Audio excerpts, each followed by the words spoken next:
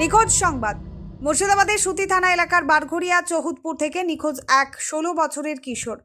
নিখোঁজ কিশোরের নাম শাহাদাত শেখ, বয়স 16 বছর। পরিবারের দাবি, গত 7ই আগস্ট 2026 থেকে তার কোনো সন্ধান পাওয়া যাচ্ছে না।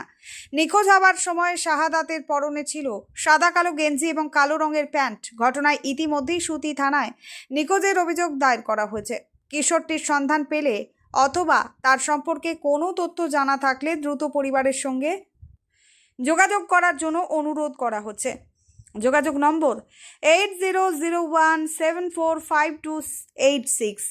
আপনাদের একটি শেয়ার হয়তো শাহাদাতকে তার পরিবারের কাছে ফিরিয়ে দিতে পারে, তাই এই সংবাদটি বেশি বেশি শেয়ার করুন।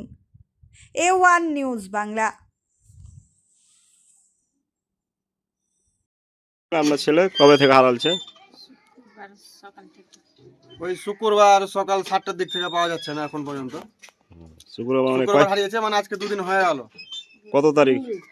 আজ রোববার ওই 3 দিন হয়ে গেল। আপনার তারিখ হচ্ছে 6 তারিখ। 6 তারিখ থেকে হারালছে। 6 তারিখ সকাল 6টার দিকে হারিয়েছে। খোঁজ খবর করেনি এদিক ওদিকে? খোঁজ খবর অনেক করেছি, অনেক জায়গায় দেখেছি, যেখানে পেয়েছি ওকে সেখানে গেছি, কিন্তু কোনো জায়গায় পাওয়া যায়নি।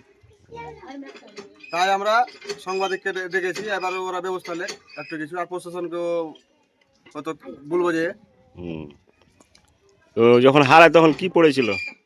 ফুলহাটা গেঞ্জি ফুল হাতের গেঞ্জি পড়েছিল। কি কালারের গেঞ্জি পড়েছিল, কি কালারের জামা প্যান্ট পড়েছিল? এদিকে সাইডে সাদা আছে, কালো সাদা রঙের গেঞ্জি ছিল, কালো কালো সাদা গেঞ্জি। কালো, হ্যাঁ সাদা কালো যেরকম হয়।